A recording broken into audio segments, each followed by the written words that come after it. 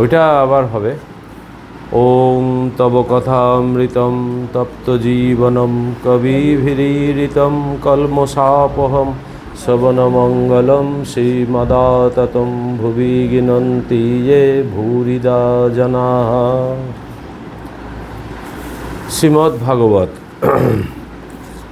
প্রথম স্কন্দ প্রথম অধ্যায়। প্রথম অধ্যায় ওই বইটাতে আছে, প্রথম শ্লোকটা আছে, জন্মাদস্য যত অন্নয়াদিত রতশ্চার্থে সভিজ্ঞ সরাট তেনে ব্রহ্ম হৃদাজ আদি কবয়ে মুজ্জন্তি যৎসুরয় তেজবারি মৃদং যথা বিনিময় যত্র ত্রিসর্গ মৃষা ধামনা সেন সদা নিরস্ত কুহকং সত্যং প্যরং ধীমহি। প্রথম শ্লোকটায় ভগবানের যে আবির্ভাবের যে ফল আর কি, যে ভগবান যখন আসেন তখন যেটা হয় সেইটাই শ্লোকের মধ্যে বলছেন, যে এই বিশ্বের সৃষ্টি স্থিতি লয় যে পরমেশ্বর থেকে হয়, ঘটপটাদি কার্যে সৎ রূপে ও আকাশ কুসুমাদি অকার্যে অসৎ রূপে যার উপলব্ধি হয়, যিনি সর্বজ্ঞ ও সর্বশক্তিমান, ও যে দুর্বোধ্য বেদে ব্রহ্মাদি দেবতাগণ মোহপ্রাপ্ত হন, সেই বেদকে যিনি ব্রহ্মার হৃদয়ে মনের দ্বারা সঞ্চার করেছিলেন, সেই পরমেশ্বরকে আমরা ধ্যান করি। এখানে মহারাজের এই বইটায় অনেক মানে সরল করে এটা দেয়া আছে। এখানে এইটার অর্থটা একটু বুঝতে হবে। এটাই হচ্ছে ভাগবতের প্রথম শ্লোক। এই শ্লোক দিয়েই ব্যাসদেব ভাগবত রচনা আরম্ভ করেছেন। ভগবানের স্বরূপ ও তার তটস্থ লক্ষণ বোঝাবার জন্য প্রথমে ভগবানের ধ্যান করে এই শ্লোকে গ্রন্থের মঙ্গলাচরণ করা হয়েছে। যিনি বাক্যমনের অতীত, সেই ভগবানের স্বরূপ কিভাবে বোঝা যাবে? যিনি সৎচিৎ ও আনন্দরূপে বিরাজমান, যিনি অনাদি অনন্ত, যিনি নির্গুণ নিরাকার নির্বিকার, তার স্বরূপ কিভাবে প্রকাশিত হবে? এই তো মানুষের চিরন্তন প্রশ্ন। বেদান্ত সূত্রে এই প্রশ্নের উত্তরে বলা হয়েছে যে ব্রহ্মের দুইটি লক্ষণ আছে, স্বরূপ লক্ষণ ও তটস্থ লক্ষণ। স্বরূপ লক্ষণ বাক্যমনের অতীত, সন্দেহ নেই। তটস্থ লক্ষণ হলো যে আরোপিত ধর্মের দ্বারা বস্তু জ্ঞান হয়, সেটাই তটস্থ লক্ষণ। যেমন একজন অনেক দূরে একটি উঁচু গাছ দেখিয়ে বলল, ওই দেখো নদী, অর্থাৎ গাছের নিচেই নদী রয়েছে। ওই যে গাছ, ওটা নদীর তটস্থ, নদীর ধর্ম নয়, কিন্তু ওই গাছকেই নদীর অসাধারণ ধর্ম আরোপ করে নদীকে জ্ঞাপন করা হলো। যতক্ষণ সৃষ্টি রয়েছে ততক্ষণ বিশ্বব্রহ্মাণ্ডের সৃষ্টি স্থিতি লয়ের কর্তারূপ ধর্ম আরোপ করে সেই আরোপিত ধর্মের দ্বারা আমরা তাকে জানতে পারি, অর্থাৎ তিনি সৃষ্টি স্থিতি লয়ের কর্তা। সুতরাং বোঝা যাচ্ছে যে তটস্থ লক্ষণের দ্বারা ব্রহ্মের পূর্ণ স্বরূপ জানা না গেলেও তার সম্বন্ধে কিছুটা আভাস পাওয়া যায়।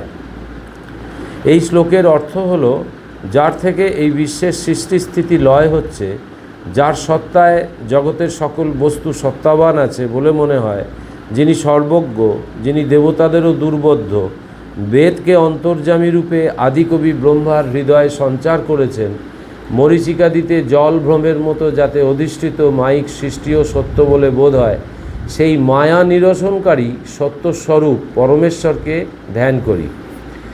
এই একটি শ্লোকে ব্যাসদেব সমস্ত উপনিষদের অর্থ অতি সংক্ষেপে প্রকাশ করেছেন। এখন এই যে এখানে বলা হলো যে এই ব্যাসদেব ভাগবত রচনা করলেন, এর একটা ভূমিকা আছে। কেন ব্যাসদেব শেষকালে, একদম শেষ রচনা হচ্ছে তার এই ভাগবত গ্রন্থ। তিনি প্রথমে, তাকে তো আদি গুরু বলা হয় এবং গুরু পূর্ণিমার দিন তাকেই গুরু হিসেবে আমরা পুজো করি। তো ব্যাসদেব প্রথমে বেদকে 4 ভাগে ভাগ করেছিল। ব্যাসদেবের অনন্য কীর্তি। প্রথমে বেদকে 4 ভাগে ভাগ করলেন, ঋক্, সাম, যজু, অথর্ব। তারপরে ব্যাসদেব রচনা করলেন ব্রহ্মসূত্র, যেটা ওই আমাদের যে ধর্মের শাস্ত্রের যে 3টে পিলার বলা হয়, সেই পিলার 3টে হচ্ছে ওই গীতা, উপনিষদ আর ব্রহ্মসূত্র। এই 3টে রচনা করার পর তিনি মহাভারত রচনা করলেন, গীতা যেখান থেকে আমরা পেলাম। তারপরে 18টা পুরাণ তিনি রচনা করলেন। করার পরে একদিন এরকম বিষণ্ণ মনে নদীর তীরে বসেছিলেন। তিনি ভাবছিলেন যে এত কিছু করার পরেও সাধারণ মানুষ এই ধর্মটাকে নিতে পারছে না, মানে ঠিকভাবে, মানে সাধারণ মানুষ আর কি, যারা উচ্চ জ্ঞান চর্চার অধিকারী তারা নয়, যারা সাধারণভাবে জীবনযাপন করে তারা এখনও পর্যন্ত উনি দেখলেন যে এই ধর্মকে গ্রহণ করতে পারছেন না বা বুঝতে পারছেন না। তখন এই যে নারদ মুনি, উনি তখন ওনার কাছে এলেন, ওই ভগবানই তার কাছে পাঠিয়েছেন। এলেন, যে বললেন যে আপনি এরকম বিষণ্ণ কেন? তখন বললেন যে দেখুন, আমি এরকম এত কিছু করার পরেও আমি মনে শান্তি পাচ্ছি না, তো আমার তাহলে সবই বিফলে গেল। তখন ওই নারদ তখন তাকে পরামর্শ দিল যে আপনি সবই করেছেন, কিন্তু যে জিনিসটা আপনি দরকার ছিল সবথেকে বেশি, যেটা মানুষ সহজে গ্রহণ করবে, সেইটা আপনি এখনো পর্যন্ত রচনা করেননি। সেটা হচ্ছে এই ভগবানের জন্ম বৃত্তান্ত বা ভগবানের লীলা কাহিনী। এইটাই হচ্ছে মূল হচ্ছে ভাগবত। এবার এইখান থেকে মহারাজ যে শুরু করলেন এই শ্লোকটা, এই ব্যাসদেব যে শুরু করলেন এই শ্লোকটা দিয়ে, এই শ্লোকে ভগবানের গুণকীর্তন করা হচ্ছে। গুণকীর্তন করতে গিয়ে বলছেন যে ভগবানের স্বরূপ কেমন না, তিনি হচ্ছেন সৎ চিৎ আনন্দ স্বরূপ। সৎ অর্থ হচ্ছে যেটা চিরদিন আছে, চিৎ অর্থ হচ্ছে জ্ঞান, যেটা জ্ঞানের আকর, জ্ঞান মানে যেটা সবসময় যেটা এক অবস্থায় আছে আর কি, সমস্ত কিছুর আর কি জ্ঞান, সেই চিৎ মানে চেতন, আর হচ্ছে আনন্দ, যার স্বরূপ হচ্ছে আনন্দ স্বরূপ। আমরা সাধারণ মানুষ ওই 3টের আমাদের সত্তা বলেই আমরা সবসময় ওই সৎ অর্থে হচ্ছে যেটা চিরদিন আছে, মানে আমরা কোনো দিন মরতে চাই না, আমরা কখনো মৃত্যুটাকে স্বীকার করি না এবং মৃত্যুটাকে আমরা ভয়ও পাই সেই কারণে। আর চিৎ মানে আমরা সবসময় জ্ঞান লাভ করতে চাইছি, আমরা সবসময় অভিজ্ঞতা কিছু অর্জন করতে চাইছি, সেই অর্থে ওই সত্তায় যেহেতু আমাদের চিৎ, সেহেতু জ্ঞানের স্পৃহা আমাদের সবসময় আছে। আর হচ্ছে আনন্দ, আমরা সব কিছুতেই সবসময় আনন্দেই থাকতে চাই, কখনো নিরানন্দটাকে আমরা পছন্দ করি না। তো প্রথমে বললেন যে এই যে তোমার জন্ম, এই যে সরাট, সেইটা কীরকম না, তোমার স্বরূপ বর্ণনা করতে গিয়ে প্রথমে বললেন এইটা। আর এই কোনো কিছু স্বরূপ যখনই আমরা ব্রহ্মের যখন ব্রহ্মকে যখন আমরা প্রকাশ করতে যাই, তখন তাকে 2টো লক্ষণ দিয়ে বলা হয়, বর্ণনা করা হয়। একটা হচ্ছে স্বরূপ লক্ষণ, আর একটা হচ্ছে তটস্থ লক্ষণ।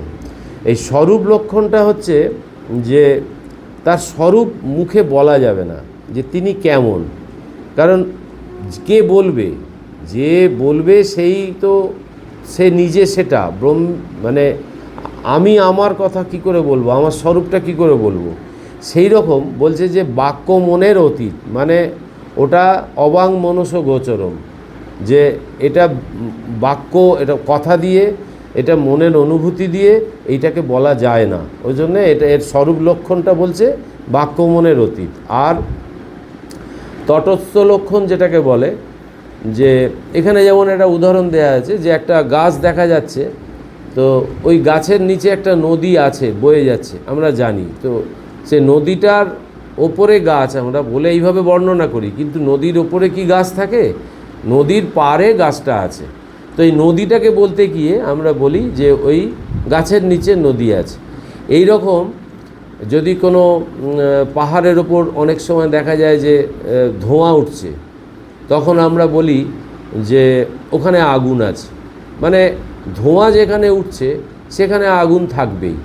এইটা হচ্ছে তটস্থ লক্ষণ। এইভাবে ভগবানকে বর্ণনা করা যায়। আর তারপরে লাস্টে বললো নিরস্ত কুহকং সত্যং পরং ধীময়ী। ধীময়ী মানে হচ্ছে তোমার ধ্যান করি, তোমাকে অর্চনা করি, তোমার আরাধনা করি। এই হচ্ছে মূল যেটা কথা এখানে বলল।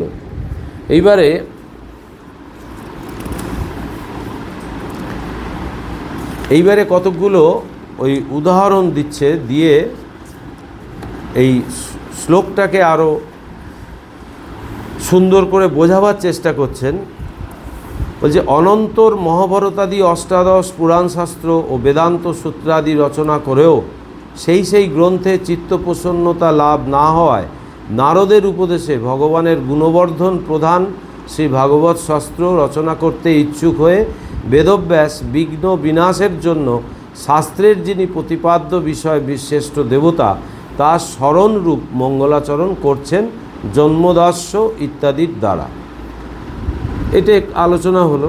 এটা প্রথমেই এটা নিয়মই তাই যে যার কথা আমরা বলবো, যেমন ওই তব কথা অমৃতম তপ্ত জীবনং আমরা বলি, মাস্টারমশাই ওটা গোপী গীতা থেকে নিয়ে এসে শ্রীরামকৃষ্ণ কথামৃতের প্রথমেই দিচ্ছেন ওই মঙ্গলাচরণ। এই মঙ্গলাচরণটা হচ্ছে একটা বিশিষ্ট লক্ষণ, যেটা হচ্ছে নিয়ম, শাস্ত্রের নিয়ম। যখনই আমরা কোনো ভগবানের কথা বা শাস্ত্র যখন অধ্যয়ন করব, তখন এইটা আমরা প্রথমে উচ্চারণ করে নিয়ে তারপরে তার সেই দিকে আমরা যাব। তারপরে বলছে যে পরং অর্থাৎ পরমেশ্বরকে ধীময়ী ধ্যান করি। এখানে বেদব্যাস শিষ্যদহ সহ ধ্যান করছেন। এই অভিপ্রায় ধীমহি পদে বহু বচনের প্রয়োগ করেছেন। এখন স্বরূপ ও ততস্থ লক্ষণের দ্বারা সেই পরমেশ্বর উপলক্ষিত হচ্ছেন। সেখানে স্বরূপ লক্ষণটি হলো সত্যম। সত্য বলার হেতু হলো যেখানে অর্থাৎ ব্রহ্ময় সত্য রজতম এই ত্রিবিধ মায়াগুণের সৃষ্টি, অর্থাৎ ভূত জগৎ ইন্দ্রিয় ও দেবতারূপ অমৃষা সত্য, অর্থাৎ যে মিথ্যা সৃষ্টিকে সত্য বলে বোধ হয় সেই অধিষ্ঠানরূপ পরমেশ্বরই সত্যস্বরূপ, এই রূপ অর্থ। অর্থাৎ আমরা এই যে জগৎটাকে দেখছি, এই জগৎটা দেখছি এমনি, এটা কিন্তু প্রাতিভাসিক হিসেবে সত্য। মানে ঠাকুর বলছে যতক্ষণ আমি আছে ততক্ষণ, এই আমি তুমি যতক্ষণ আছে ততক্ষণ জগৎও আছে, জগৎও সত্য। কিন্তু এটা সত্য সেইভাবে সেই অর্থে কিন্তু এটা সত্য নয়, কারণ এটা সরে সরে যাচ্ছে, এটা কখনোই এক থাকছে না। এবং এটা যখন আমাদের এই মনের যখন লয় হয়, তখন কিন্তু আমরা দৃষ্টিটা যখন আমাদের ঠিক হয়, তখন কিন্তু এই জগৎটাকে আর এইভাবে দেখা যায় না। জগৎ ব্রহ্মের লীন হয়ে আছে, মানে ব্রহ্মই জগৎরূপে প্রতিভাসিত হচ্ছে, কিন্তু সেইটা আমরা বুঝতে পারছি না, যেহেতু আমরা এই ত্রিবিধ মায়াগুণের মধ্যে আমরা আছি। এইটাই বলছে যে যেহেতু আমরা এই সত্য রজতম এই তিন গুণ দ্বারা পরিচালিত হচ্ছি, আর সেটাই হচ্ছে ভগবানের মায়া, সেই জন্য ওই মায়ার অধীনে যতক্ষণ আমরা আছি ততক্ষণ এই জগতের যে মিথ্যাত্ব এটা আমার কাছে অনুভূত হচ্ছে না। যতক্ষণ না ওই আমি তিন গুণের পারে যাচ্ছি, অর্থাৎ ত্রিগুণাতীত যতক্ষণ না হতে পারছি, ততক্ষণ এই জগতের স্বরূপ আমি উপলব্ধি করতে পারবো না। এখানে উদাহরণ হলো সূর্যকিরণ, জল ও মাটি, এদের যেমন বিনিময় হয়, বিনিময় অর্থ ব্যত্যয়, অর্থাৎ অন্যথা ভাব, অন্য বস্তুতে অন্য বস্তুর মিথ্যা প্রকাশ, সেই প্রকাশটিতে অধিষ্ঠানের সত্যতাকে নিয়ে আরোপ্য বস্তুর সত্যতার প্রতীতি হয়, এইরূপ অর্থ। যেমন তেজে অর্থাৎ সূর্য কিরণরূপ অধিষ্ঠানে বারিবুদ্ধি মরীচিকাতে প্রসিদ্ধ রয়েছে। মানে যখন আমরা ওই মরীচিকা দেখি, যে বালির মরুভূমিতে আমরা দেখছি ওই সূর্যের কিরণে একটা কি হচ্ছে, একটা ওখানে প্রতিবিম্ব হচ্ছে, হয়ে আমরা দেখছি ওখানে জল আছে।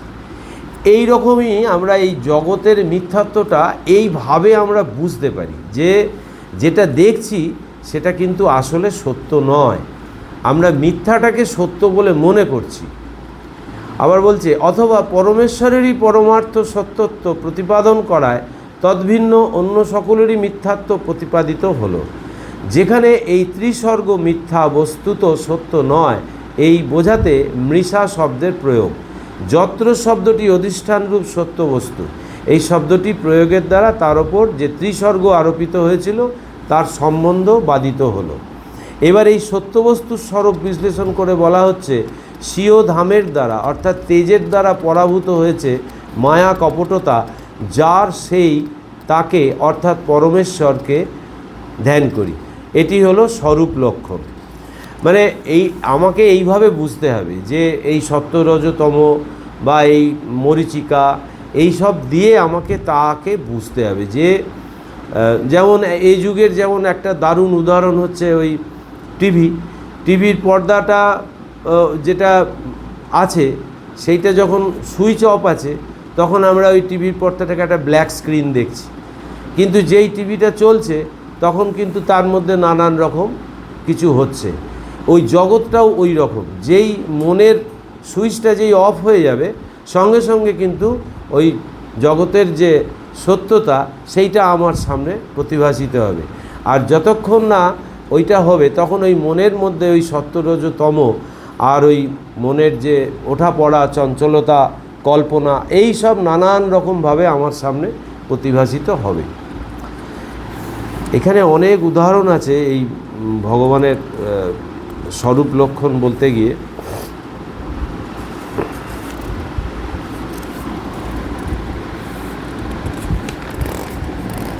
তারপরে দ্বিতীয় শ্লোকে যাচ্ছি। এখানে আরেকটা মহারাজের একটা খুব ইম্পর্টেন্ট কথা আছে। এখানে বলছে অজ্ঞানের জন্য অনেক জিনিসকেই তো আমরা সত্য বলে মনে করি, কিন্তু যথার্থ সত্যটা কি? শাস্ত্রের সত্যের সংজ্ঞা দেয়া হয়েছে, যা পূর্বে ছিল বর্তমানে আছে এবং ভবিষ্যতেও থাকবে, ত্রিকালেই যা থাকে নষ্ট হয় না তাই সত্য। এই শাস্ত্রের সংজ্ঞা যেটা ত্রিকালে একই রকমভাবে আছে, সেটা একমাত্র ওই ব্রহ্ম অথবা আত্মা, আর দ্বিতীয় কোনো বস্তু নেই। কারণ সবই একটা কথা হচ্ছে যে যেটা সৃষ্টি হয় সেটাই ধ্বংস হয়, আর যেটা সৃষ্টি হয় না সেটাই একমাত্র থাকে। মানে ওই জন্মালে মরিতে হইবে এক রবীন্দ্রনাথ ঠাকুরের কবিতায় আছে। তেমনি যে কোনো কিছুই আমরা যাই কিছুই সৃষ্টি করি না কেন সেই সৃষ্টিটা তার নিয়মেই ধ্বংস হবে, এবং মানুষের শরীর ওই 6টা বিকারের মধ্যে দিয়ে গিয়ে ধ্বংস হয়। সেই জন্যে বলছে যেটা ত্রিকালে আছে একই রকমভাবে আছে সেইটাই একমাত্র সত্য, আর সেটাই হচ্ছে ভগবান। সত্যই হচ্ছে ভগবান, মানে ভগবান হচ্ছে সত্য স্বরূপ। আবার কর্তৃত্বের অভিমান, আমি কর্তা, এটা তো কম বেশি সবার মধ্যেই রয়েছে, কিন্তু প্রকৃত কর্তা একমাত্র পরমেশ্বর ছাড়া আর কেউ নয়। মানুষ যখন বুঝতে পারে যে একমাত্র ভগবানই সত্য, তিনিই একমাত্র কর্তা, তখন মানুষ পরম পুরুষার্থ লাভ করে ধন্য হয়। এইটা হচ্ছে আরেকটা হচ্ছে আমাদের সবথেকে খুব মানে ইন্টারেস্টিং জায়গা, যে ঠাকুর ওই জন্য বলছে যে একটা জলে ওই একটা লাঠি ফেলে দিলে জলটাকে দুভাগ দেখায়, তেমনি আমাদের এই যে অহংকার এমনভাবে আমাদের মধ্যে ওই মায়ার দ্বারা সৃষ্টি হয়ে আছে, যেটাতে আমরা সব সময় মনে করছি যে আমার একটা আলাদা আইডেন্টিটি আছে। এবার ওই আমিটাকে লয় করতে গেলে ঠাকুর বলছে যে ওই ভগবানের দাস আমি, তার সন্তান আমি, তার সেবক আমি, ওই আমিতে পরিণত করতে হবে। অর্থাৎ বলছে যে কাঁচা আমিকে পাকা আমিতে রূপান্তরিত করতে হবে।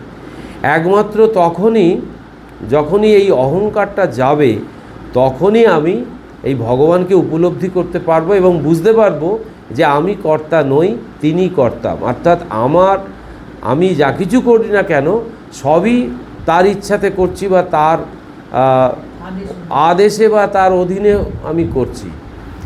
এই ঠাকুরের আরেকটা কথা আছে, ওই মাস্টারমশাইকে ঠাকুর বলছেন যে মাস্টারমশাইকে ঠাকুর ওই জায়গাটায় বলছেন যে তুমি স্বাধীন নও, তুমি যতই মনে করো তুমি স্বাধীন, তুমি কিন্তু স্বাধীন নও।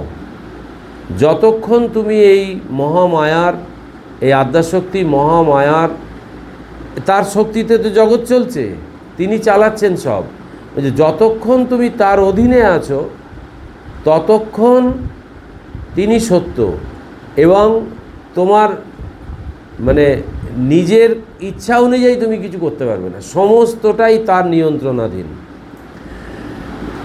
এবারে এই নিয়ন্ত্রণটা আমরা, স্বামীজি বলছে পুরুষকার প্রয়োগ করতে। পুরুষকারের একটা দিক আছে, পুরুষকারটাও আলটিমেট গিয়ে দেখা যাবে যে সেটাও ভগবান কৃপা করে দিলে তবে পুরুষকার হবে, নাহলে পুরুষকারও তারই।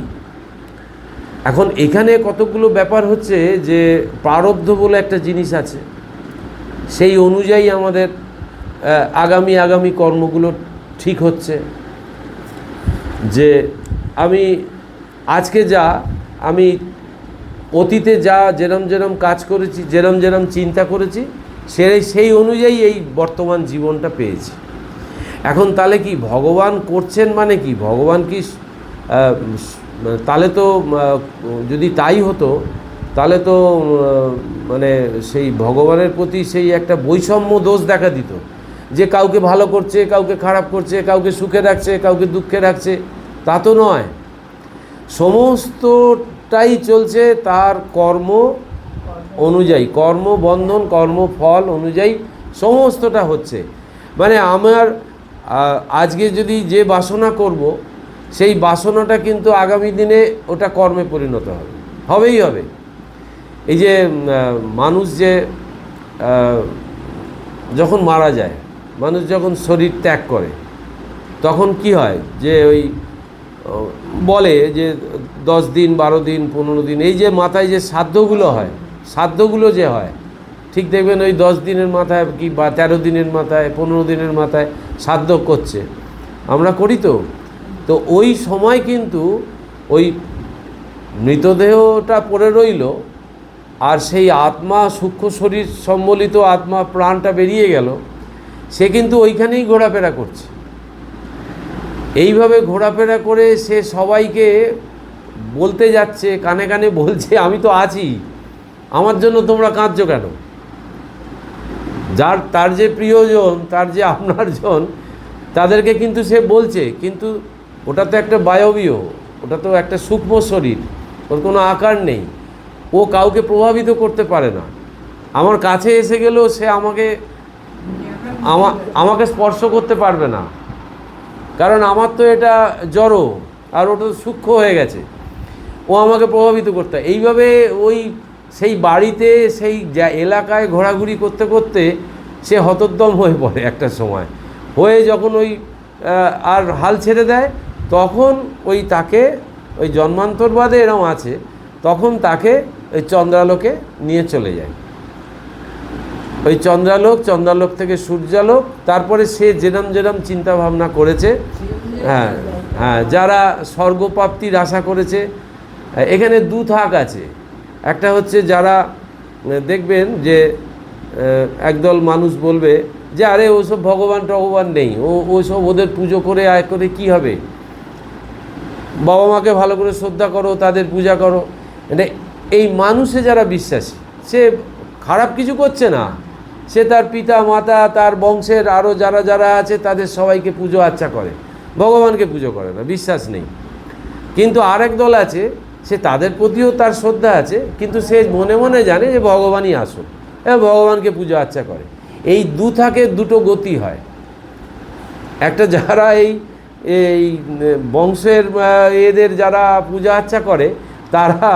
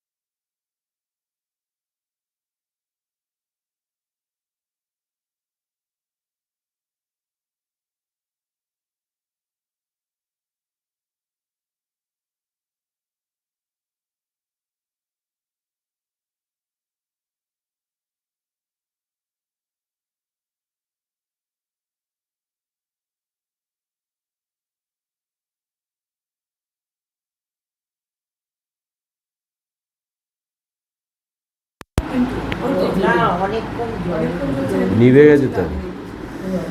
4 নম্বর শ্লোকে বলছে ওম নৈমিষে নিমিষ ক্ষেত্রে ঋষয় সৌনকাদয় সত্রং স্বর্গায় লোকায় সহস্র সমমাসত। বিষ্ণুক্ষেত্র নৈমিষারণ্যে সৌনকাদি ঋষিগণ বিষ্ণুলোক প্রাপ্তির জন্য সহস্র বৎসরব্যাপী সত্রযজ্ঞ করেছিলেন। এই নৈমিষারণ্য আছে, নৈমিষারণ্য একটা বই আছে আলাদা।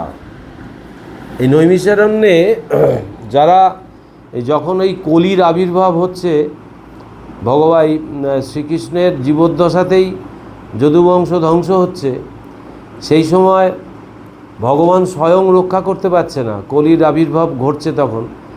এই সময় এই দেবতারা প্রার্থনা করেছিল ভগবানের কাছে যে এরকম একটা মুক্তাঞ্চল তাদের জন্য যেন একটা ব্যবস্থা করে দেওয়া হয়। সেইটাই হচ্ছে এই নৈমিষারণ্য, যেখানে কোনো অবাধে যেখানে ধর্মচর্চা করা যাবে, যারা সৎ মানুষ তারা বিচরণ করতে পারবে। তো সেইখানে এই মুনি ঋষিদের ছিল জায়গা। যে বিষ্ণুক্ষেত্র নৈমিষারণ্যে সৌনকাদি ঋষিগণ বিষ্ণুলোক প্রাপ্তির জন্য সহস্র বৎসরব্যাপী সত্রযজ্ঞ করেছিলেন।